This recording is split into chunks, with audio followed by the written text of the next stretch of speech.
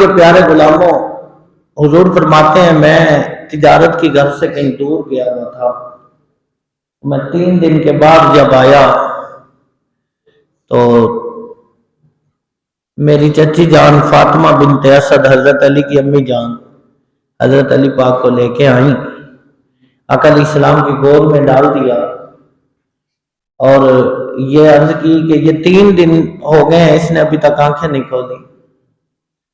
تو آقا علیہ السلام نے جیسے آپ کو پکڑ کے گود میں لیا تو حضرت علی المرتضیٰ نے آنکھیں کھولی تو پہلی نظر دیکھی دنیا میں کائنات میں، آنکھ کھولی تو چہرہ بددعا دیکھا۔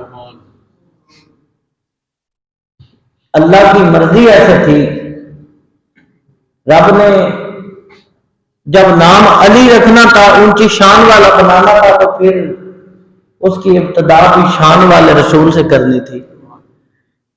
پہلی آنکھ کھولی تو حضور کو دیکھا، نبی پاک علیہ السلام نے اپنی زبان مبارک سے انگلی سے لعاب کو اتارا اور علی المرتضیٰ کو گڑتی ڈال دی۔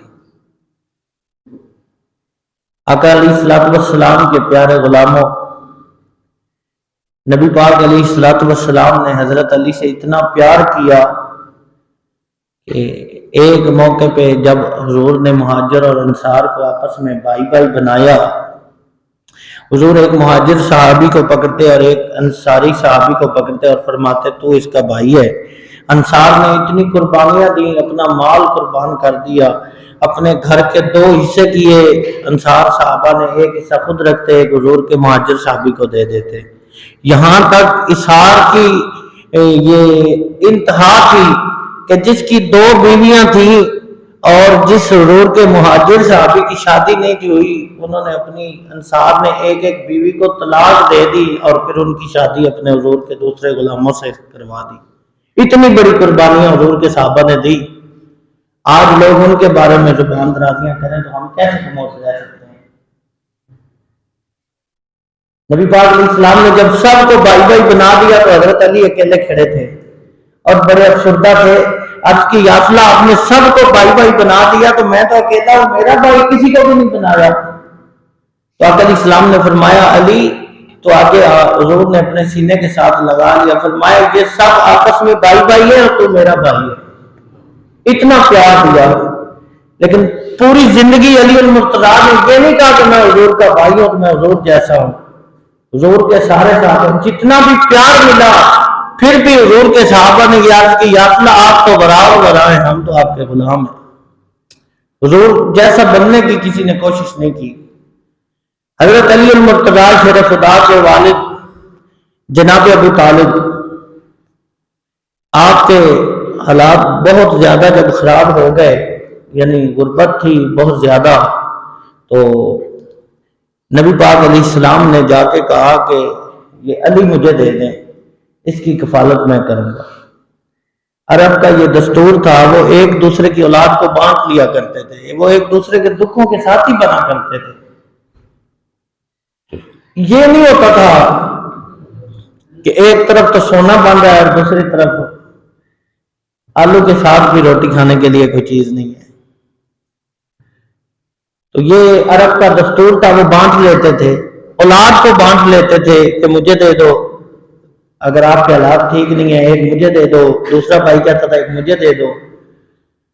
تو نبی پاک علیہ السلام تشریف لے گئے، آپ نے فرمایا کہ یہ علی مجھے دے دو۔ پھر حضور نے علی المرتضیٰ شیر خدا کی تربیت بھی کی، پھر پاس رکھا، پھر محبت کی، پھر جان نثاری۔ پھر وہ وقت بھی آیا حضور کے تینوں اصحاب جناب سیدنا ابوبکر صدیق رضی اللہ تعالیٰ عنہ، مولا حضرت سیدنا عمر فاروق رضی اللہ عنہ، حضرت سیدنا عثمان غنی رضی اللہ تعالیٰ عنہ، تینوں صحابہ مل کے علی المرتضیٰ کے پاس گئے، جا کے مشورہ دیا کہ اے علی جاؤ نا نبی پاک علیہ السلام کے پاس اور جا کے امام الانبیاء سے عرض کرو کہ یا رسول اللہ مجھے فاطمہ کا رشتہ دے دیجیے۔ ادھر یہ مشورہ کر رہے ہیں، ادھر حضور علیہ السلام کی بارگاہ میں اللہ نے جبریل امین کو بھیج دیا۔ رب تعالیٰ کی طرف سے پیغام آیا، محبوب پیارے آپ کی پیاری بیٹی فاطمہ الزہرا کے رشتے کے لیے میں نے علی کو پسند فرما لیا ہے۔ اتنی شان والے علی، کسی کا رشتہ باپ کرے، کسی کا رشتہ چاچا کرتا ہے، کسی کا نانا اور کسی کا دادا، کسی کے دوست جاتے ہیں. علی تیری شان پہ قربان جاؤں، تیرا رشتہ اللہ رب العزت خود پسند فرمائے اور جبریل تیرا پیغام لے کر جاتے ہیں. اتنی شان کے مالک علی، جو اتنی بڑی ہستی ہو وہ شرابیوں کے ہاتھ دے دی جائے تو یہ بھی تو زیادتی ہے. جن کی شان میں اللہ رب العزت نے قرآن پاک کی 300 آیات نازل فرمائی ہوں. شان میں قرآن کی تو ایک آیت ہی کافی تھی، ایک لفظ ہی کافی تھا. اللہ رب العزت ایک لفظ ہی فرما دیتا تو وہ بھی کافی تھا. پوری دنیا کائنات کے لیے اس سے بڑی شان والی بات نہیں تھی.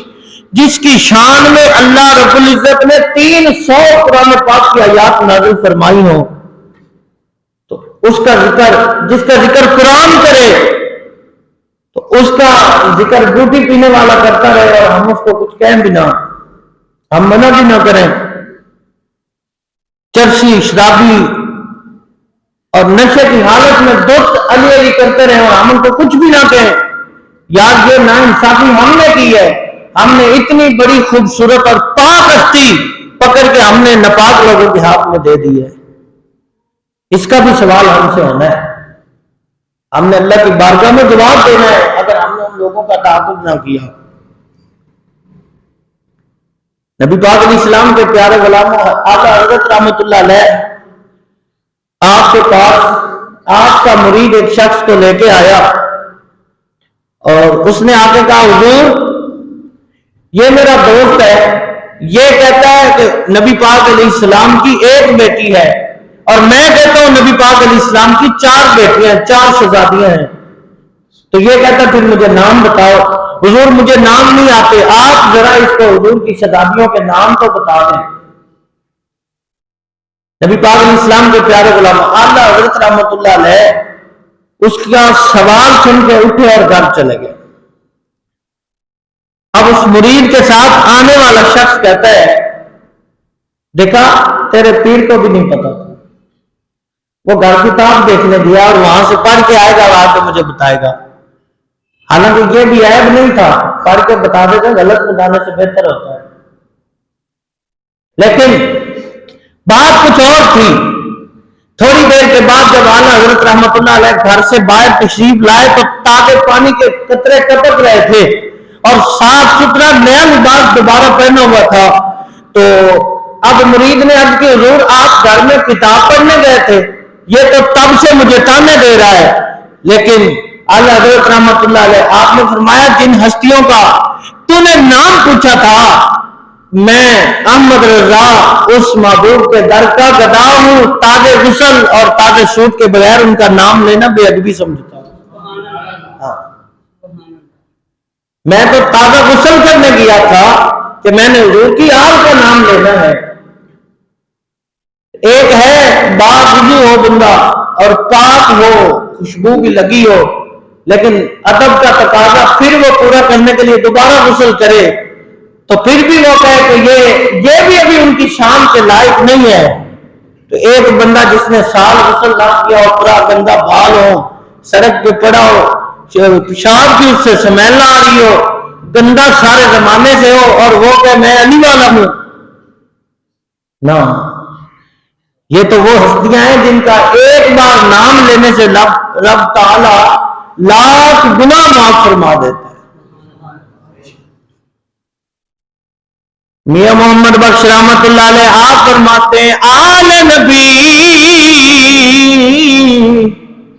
اولاد علی دی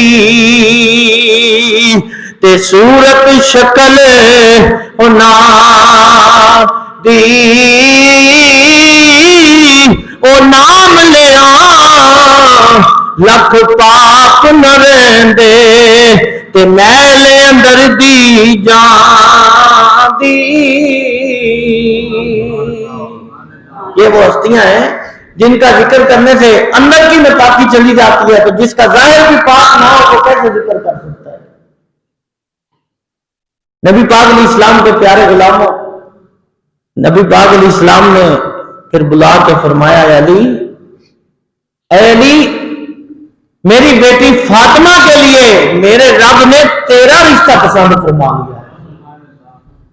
پھر علی المرتضیٰ حضور کے داماد بنے. پھر آپ کی اولاد ہوئی حسن و حسین. پھر ان سے حضور کی نسل قیامت تک چلتی رہے گی.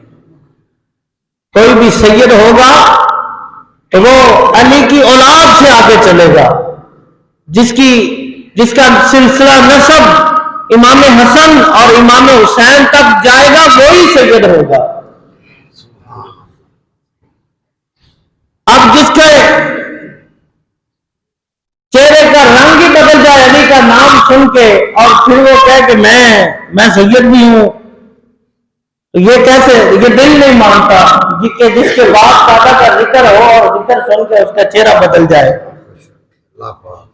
مولا علی شیر خدا کرم اللہ وجہ الکریم حضور کے وہ غلام ہیں جن کے بارے میں حضور علیہ السلام نے خود فرمایا من کنت مولا فعلی مولا. جس کا میں مولا ہوں علی بھی اس کا مولا ہے.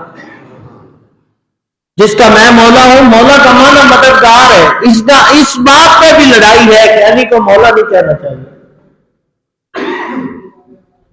پتہ نہیں کیا کیا فتنے کھڑے ہو گئے ہیں جنہوں نے اپنی جانیں قربان کر دی. آقا علیہ السلام نے جب ہجرت فرمائی تو حضور کے گھر کا کافروں نے محاصرہ کیا ہوا تھا اور وہ تیر تلواریں اور نیزے لے کے کھڑے ہوئے تھے. آقا علیہ السلام نے فرمایا علی میرے بسترے پہ تو لیٹے گا اور صبح اٹھ کے میرے پاس ان کی امانتیں ہیں، ان کو واپس کر کے پھر تو بھی پیچھے آ جائے گا. جس گھر کے باہر دشمن کھڑے ہوں، ایک بھی اپنا نہ ہو اور ننگی تلواریں لے کے کھڑے ہوں اور علی اپنے محبوب کو جان قربان کرنے کے لیے اس گھر میں لیٹ جائے، جس کو پتا ہو کہ اگلی ہی گھڑی کوئی میرے اوپر حملہ کر سکتا ہے، میری جان جا سکتی ہے، لیکن علی المرتضیٰ شیر خدا کرم اللہ وجہ الکریم اس عقیدے سے سو گئے کہ یہی تو زندگی ہوگی جو حضور پہ قربان ہو گئی. آج ان کے بارے میں لوگ کیوں باتیں کرتے ہیں؟ اور یار ہم سن بھی لیتے ہیں، اپنے باپ کے بارے کوئی بات نہیں سنتا اور حضور کے اصحاب کے بارے میں باتیں سنتے رہتے ہیں. 1400 سال کے بعد آج ان کے مشاجرات کھول کے لوگ بیٹھے ہیں. حضور علیہ السلام نے فرمایا اصحابی کالنجوم فبأی مقتدیتم اہتدیتم. میرے سارے صحابہ ستارے ہیں، ان میں سے تم جس کی بھی پیروی کرو گے فلاح پا جاؤ گے، کامیاب ہو جاؤ گے. حضرت علی المرتضیٰ شیر خدا کرم اللہ وجہ الکریم،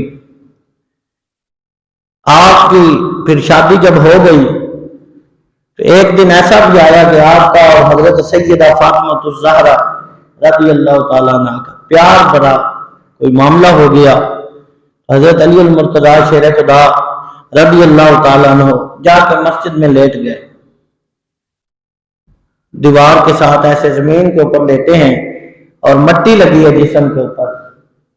آقا علیہ السلام جب تشریف لے کے آئے، آقا علیہ السلام نے فرمایا فاطمہ پریشان ہے، علی کہاں ہے؟ عرض کی ابا جان علی ناراض ہو گیا اور مسجد میں جا کے لیٹا ہے.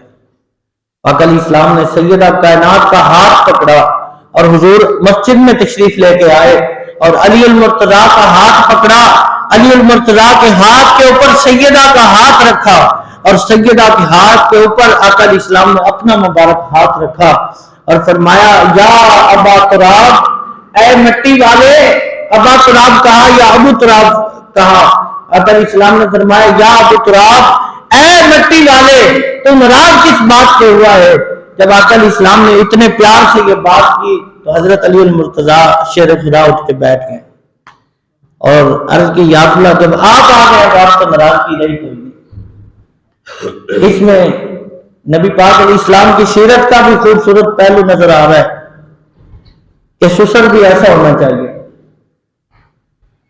کہ اگر داماد ناراض ہو جائے تو سسر جھک جائے، بیٹی کو سمجھایا جائے کہ سب کچھ اللہ رسول کے بعد تیرا خامد ہے، اگر خامد ناراض ہے تو رب ناراض ہے.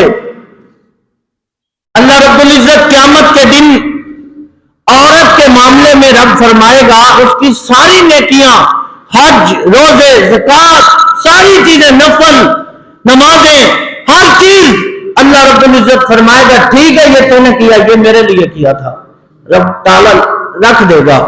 اور خامن کو رب بلا کے فرمائے گا اے میرے بندے تو بتا، یہ تو اس نے میری پیروی کی، یہ بتا تیرا کہنا مانا ہے یا نہیں؟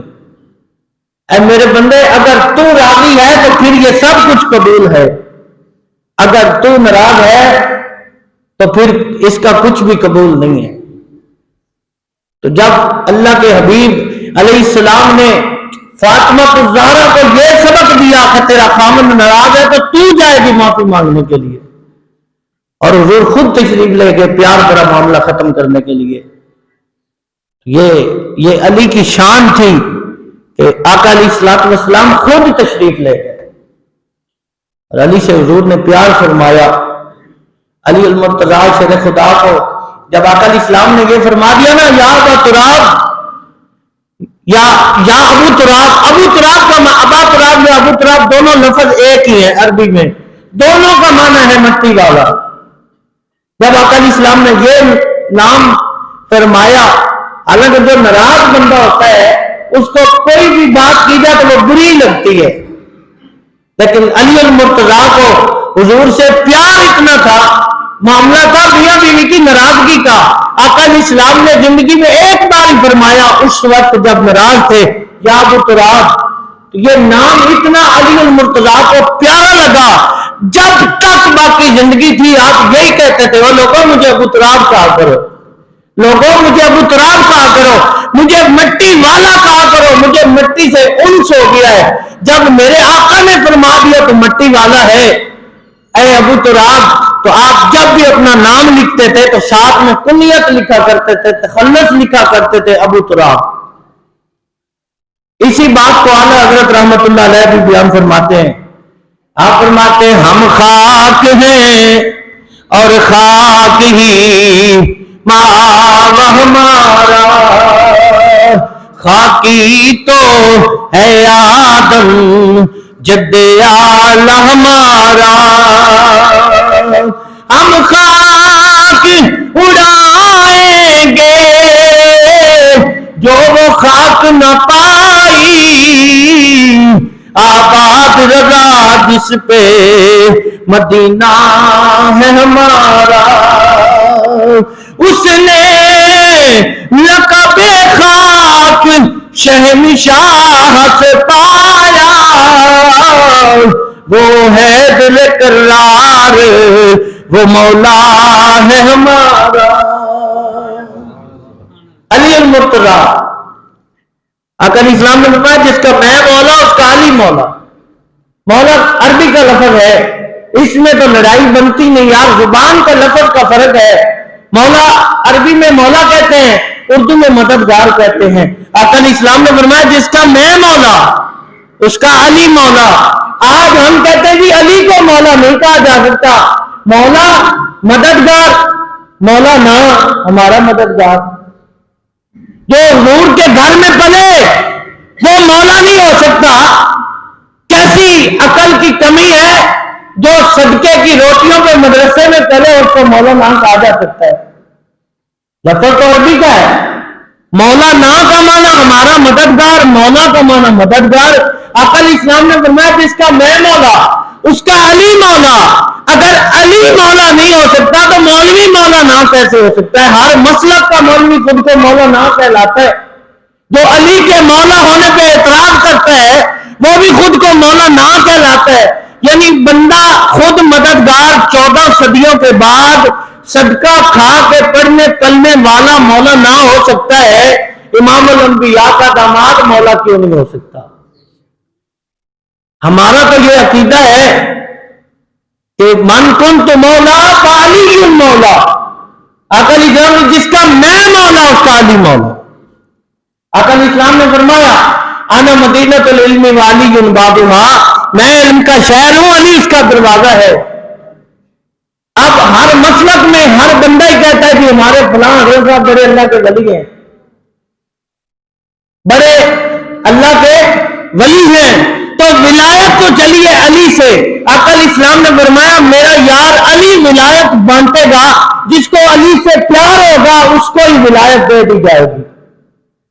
تو اب جس کو علی کے نام سے تکلیف ہو وہ ولی نہیں ہو سکتا.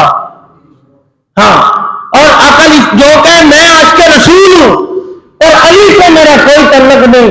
آقا علیہ السلام نے فرمایا آنا مدینۃ العلم وعلی بابھا, میں علم کا شہر ہوں, علی اس کا دروازہ ہے. اب دیکھیں یہ بلڈنگ ہے, دروازے سے انٹری ہوگی تو اندر آئیں گے.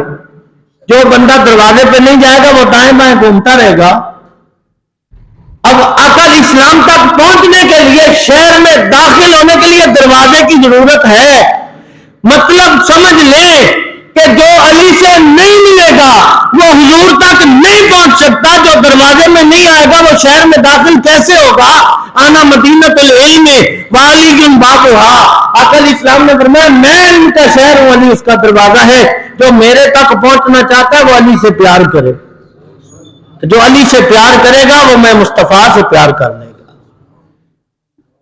علی المرتضیٰ شیر خدا, علم کا شہر. علم کا شہر, دو شخص آپس میں جگڑ رہے ہیں. مولا علی شیر خدا کا پاس سے گزر ہوا, آپ نے فرمایا کس بات کی لڑائی ہے؟ کہنے لگے حضور ہم کر رہے تھے سفر. ایک نے کہا میرے پاس تھی 5 روٹیاں, دوسرے نے کہا جی میرے پاس تھی 3 روٹیاں. ٹوٹل ہمارے پاس تھی 8 روٹیاں. ہمارے پاس ایک بندہ گزر رہا تھا, اس نے ہمیں کیا سلام, ہم نے اس کو بھی ساتھ بٹھا لیا. اب ہم نے بیٹھ کے کھانا کھا لیا. جو تیسرا بندہ تھا کھانا کھا کے جب اٹھا ہے تو اس نے ہمیں دیے 8 درہم کہ یہ میری طرف سے تحفہ ہے, قبول کر لو. مولا علی شیر خدا فرماتے ہیں پھر اب جس کی 5 روٹیاں تھی وہ کہتا ہے حضور میں نے کہا کہ 5 میں رکھ لیتا ہوں, 3 روٹیاں تیری تھی, تو 3 درہم رکھ لے, 5 درہم میں رکھتا ہوں. لیکن یہ اس بات پہ بدد ہے کہ یہ تو تحفہ تھا, میں نے 4 ہی لینے, 4 درہم تو رکھے گا, 4 میں رکھوں گا.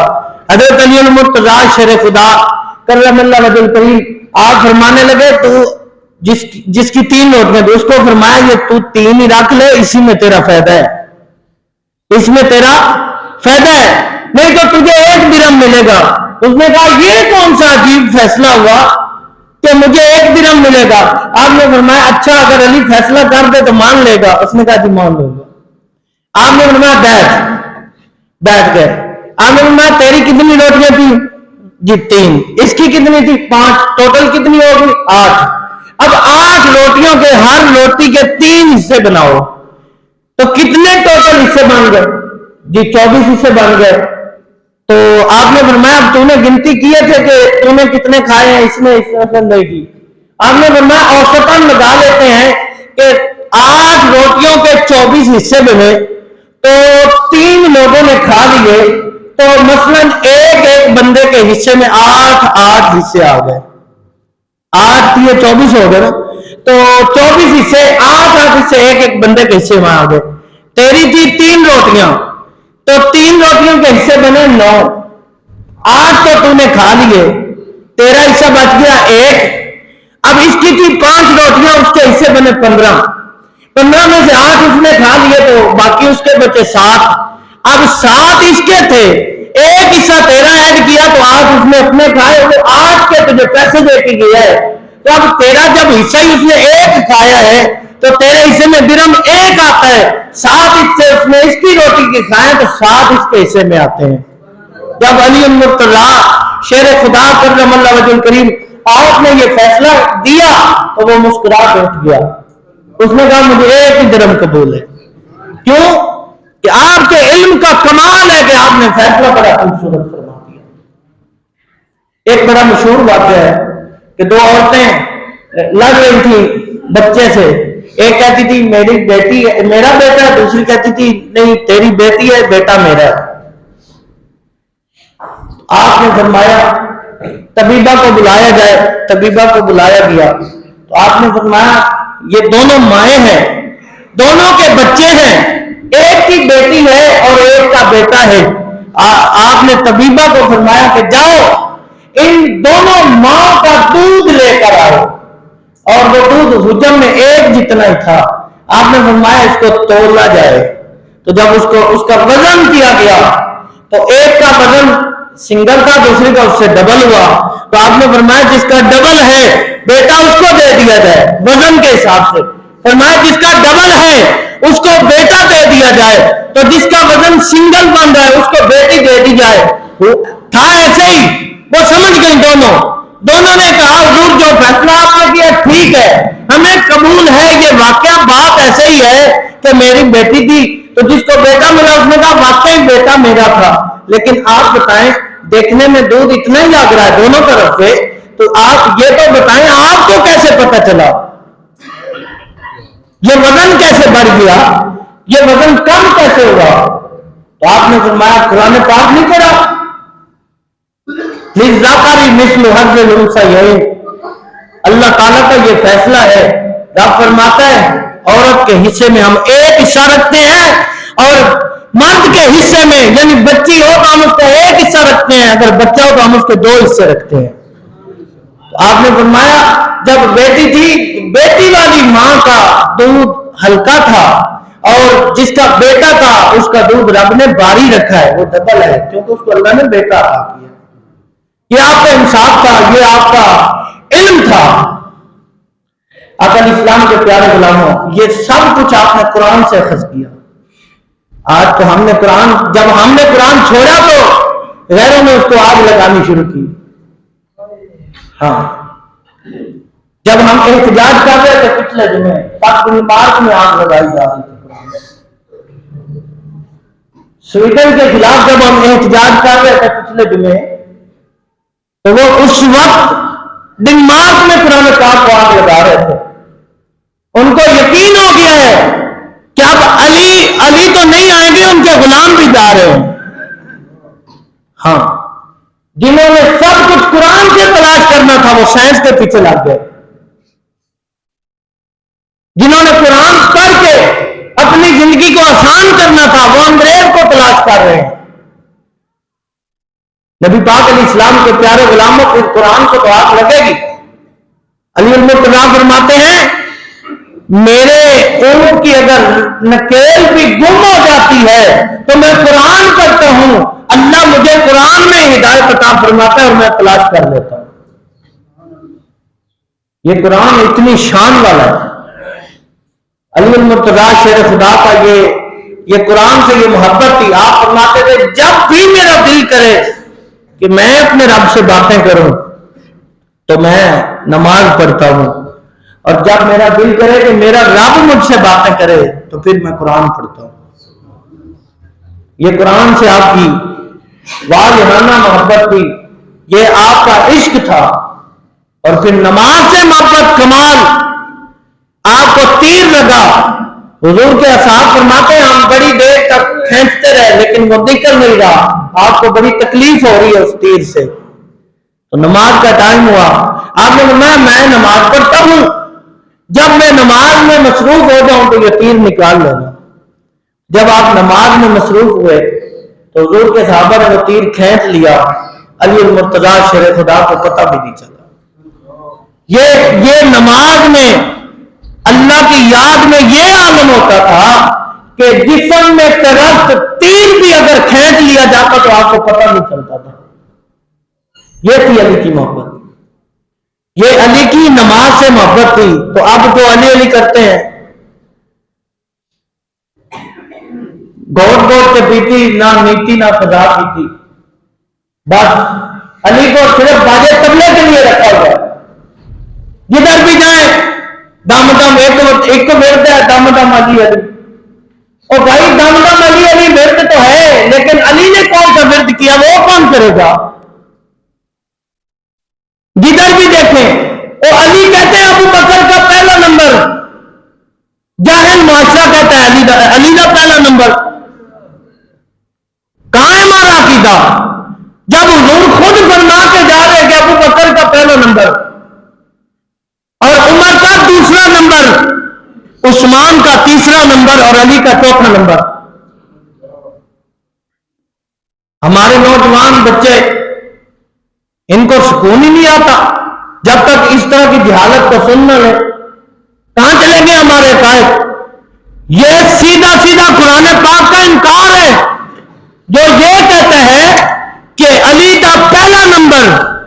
کسی کام میں بھی کوئی کہہ دے کہ علی کا پہلا نمبر تو وہ کفر تک چلا جاتا ہے. حضرت ابو بکر صدیق کی جو افضلیت کا انکار کرے وہ کافر ہو جاتا ہے.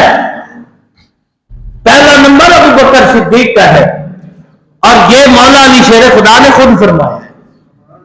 حضرت علی فرماتے ہیں قیامت کے دن میں ان لوگوں کو خود ڈنڈے ماروں گا جو مجھے دنیا میں ابو بکر اور عمر سے افضل کہتے رہے ہوں گے. ہاں حضرت علی رضی اللہ تعالیٰ، یہ آپ کی روایت ہے، آپ فرماتے ہیں میں نے خود سنا حضور فرماتے تھے آخری ایام میں کہ جاؤ ابو بکر کو کون نماز پڑھائے، جاؤ ابو بکر کو کون نماز پڑھائے. میری طبیعت نہیں ٹھیک، ابو بکر، جب علی تو موجود تھے. اگر علی کا پہلا نمبر تھا تو حضور نے ابو بکر کو کیوں کہا نماز پڑھاؤ؟ اس میں علی کی شان کم نہیں ہو رہی. پتہ نہیں کہاں سے یہ دماغ مل گیا کہ اب علی کا چوتھا نمبر ہوگا تو پھر تو دنیا ہی بدل جائے گی. نہ حضور کے صحابہ کا پیار تو دیکھو. علی المرتضیٰ آئے، آگے کہا کہ ابو بکر صدیق آئے، آگے کہا علی تجھے مبارک ہو. حضور فرما رہے جنتیوں کو ٹکٹ علی دے گا. تو علی المرتضیٰ نے فرمایا کہ اے ابو بکر تجھے بھی مبارک ہو، ٹکٹ وہی قابل قبول ہوگا جس کے اوپر مہر ابو بکر کی لگی ہوگی. فرمانے کا مطلب یہ تھا کہ علی ٹکٹ تو علی ہی دے گا، لیکن دے گا اس کو جس دل میں ابو بکر کی محبت ہوگی. یہ علی المرتضیٰ کی شان ہے. ہم تو حضور کے سارے صحابہ کے نوکر ہیں، ہم تو لڑائی کرواتے نہیں، ہم نہیں کشتی کرواتے کہ وہ چھوٹا وہ بڑا، سب شان والے، لیکن جو مقام حضور نے بانٹ دیے اس میں تو کوئی دوسری رائے نہیں. ہم تو حضور کی آل کے بھی نوکر، حضور کے اصحاب کے بھی نوکر، ہم تو سب کے ماننے والے ہیں. ہم تو یہ کہتے ہیں جنوں پنج تن نال پیار نہیں او تے کلمے دا اعتبار نہیں. جیڑا چوں یاراں دا یار نہیں او جنت دا حقدار نہیں. لکھ نفل نمازاں پڑھ باویں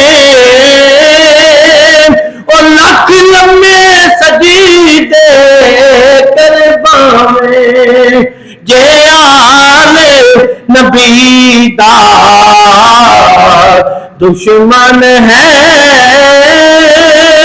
اور تیرا بیڑا ہونا پار نہیں.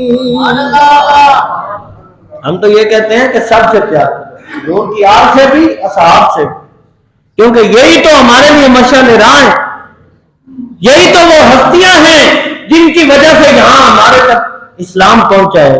اگر ان کو ان میں سے کسی ایک کو بھی نکال دیا جائے تو پھر اسلام کیسے مکمل ہوگا؟ سب سے پیار کریں. علی المرتضیٰ وہ شان والے حضور کے غلام ہیں. جب حضرت علی المرتضیٰ آیا کرتے تھے حضرت ابو بکر صدیق بس ایسے بیٹھ کے ٹک ٹکی لگا کے دیکھتے رہتے تھے. پیار تو دیکھیں حضور کے ساتھ، ان کی آپس میں محبت تو دیکھیں. سیدہ عائشہ صدیقہ فرماتی میں نے آپ کے ابا جان جب علی آتا ہے آپ کوئی بات ہی نہیں کرتے، بس ایسے علی کو دیکھتے ہی رہتے ہیں. تو حضرت ابو بکر صدیق نے فرمایا اے میری پیاری بیٹی عائشہ تجھے نہیں پتا، میں نے ایک دن حضور کو فرماتے ہوئے سنا تھا کہ علی کو دیکھنا عبادت ہے. تو عبادت کس کی ہوتی ہے؟ اللہ کے علاوہ کسی اور کی عبادت ہو سکتی ہے؟ حضور کے فرمان کا مطلب یہ تھا کہ جو علی کے چہرے کو دیکھتا رہے اللہ اس کو اپنی عبادت کا ثواب عطا فرماتا ہے. تو حضرت ابو بکر صدیق نے آپ نے فرمایا کہ اے میری پیاری بیٹی جب میرے سامنے علی آ جائے تو پھر اس سے بڑی کوئی اور عبادت ہوتی نہیں جو میں کرتا رہوں. میں اس لیے علی کو دیکھتا رہتا ہوں. کیوں کہ علی کو دیکھنا عبادت ہے. وہ شان والے حضور کے غلام علی المرتضیٰ شیر خدا.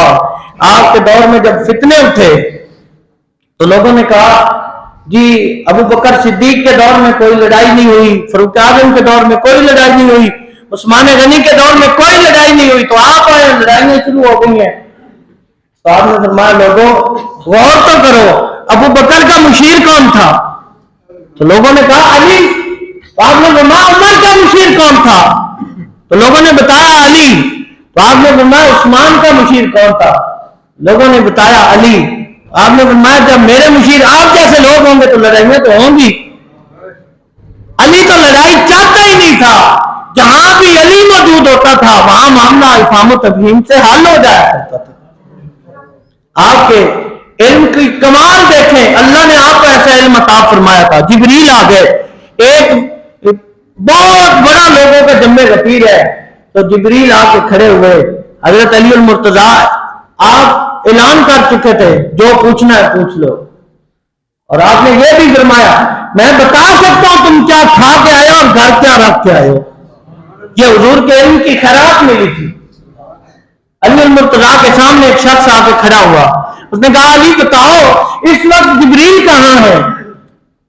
آپ نے اوپر دیکھا, پھر نیچے دیکھا, پھر دائیں بائیں آگے پیچھے. آپ نے فرمایا جبریل تو ہی ہے.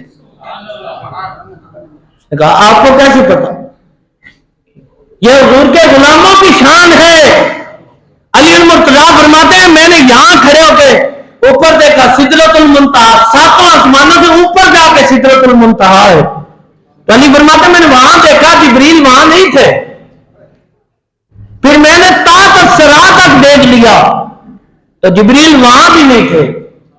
میں نے شرق و غرب شمال و جنوب پوری دنیا میں دیکھ لیا جبریل نہیں تھے. تو پھر جبریل تو آپ نے. یہ علم کا مقام تھا. اللہ نے یہ ایسا علم آپ کو عطا فرمایا تھا. آپ کے پاس لوگ مسئلہ لے کے آ گئے. بس آخری بات یہ میں نے رات کو بھی ایک محفل میں یہاں پہ سنائی ہے. لوگ آ گئے, انہوں نے کہا کہ علی یہ بتاؤ بکری نے بچہ دیا ہے نطفہ ہے کتے کا, اب وہ حلال ہے یا حرام ہے؟ آپ نے فرمایا اس کو چارہ ڈال کے دیکھو, اگر وہ چارہ کھا لے تو پھر وہ بکری کے حکم میں ہے. تو اگر چارہ نہ کھائے تو پھر اس کے آگے گوشت ڈالو. اگر وہ گوشت کھا لے تو پھر وہ کتے کے حکم میں ہے.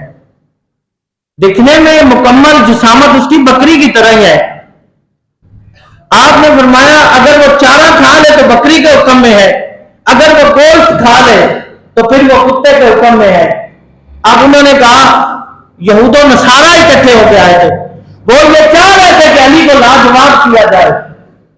انہوں نے کہا کبھی تو وہ چارہ کھا لیتا ہے اور کبھی وہ گوشت کھا لیتا ہے. آپ نے فرمایا پھر ایسے کرو اس کے سامنے پانی ڈالو, اگر وہ بکری کی طرح پی لے تو پھر وہ بکری کے حکم میں ہے, اگر وہ کتے کی طرح پیتا ہے تو پھر وہ کتے کے حکم میں ہے. انہوں نے کہا حضور کیا کریں, وہ کبھی بکری کی طرح پی لیتا ہے اور کبھی وہ کتے کی طرح پی لیتا ہے. تو آپ نے فرمایا اچھا پھر اس کا بیٹھنا دیکھو, اگر وہ آگے پاؤں ایسے پھیلا کے بیٹھتا ہے تو وہ کتے کے حکم میں ہے, اگر وہ پیچھے سمیٹ کے بیٹھتا ہے تو پھر وہ بکری کے حکم میں ہے. انہوں نے کہا حضور کیا کریں, وہ کبھی ایسے بیٹھ جاتا ہے اور کبھی ایسے بیٹھ جاتا ہے, یعنی کبھی پاؤں بچھا پھیلا کے بیٹھتا ہے کبھی سمیٹ کے بیٹھتا ہے. آپ نے فرمایا اچھا تم علی کا امتحان لینا چاہتے ہو, اس کو ذبح کرو, ذبح کرنے کے بعد اگر اس کا کلیجہ نکل آئے تو وہ بکری کے حکم میں ہے, اگر کلیجہ نہ نکلے تو وہ کتے کے حکم میں ہے. جب آپ نے یہ بات کی تو وہ لاجواب ہو گئے, کیونکہ یہ تو وہ کہہ نہیں سکتے تھے کہ ذبح کرتے ہیں کبھی کلیجہ نکلتا ہے اور کبھی نہیں نکلتا. یہ آپ کا علمی مقام تھا, یہ اللہ کی عطا تھی. اور ایک مرتبہ مغرب کی نماز کے بالکل عین ٹائم پہ یہود و نصارہ اکٹھے ہو کے آئے. انہوں نے کہا ایک بڑا سوال کیا کرتے ہیں جی, لوگ کہتے ہیں مسلمان کہتے ہیں کہ اللہ کے نبی نے فرمایا انا مدینۃ العلم وعلی بابوہا, میں علم کا شہر ہوں, علی اس کا دروازہ ہے, تو پھر دروازے سے پتہ چل جائے گا شہر کیسا ہے. مگر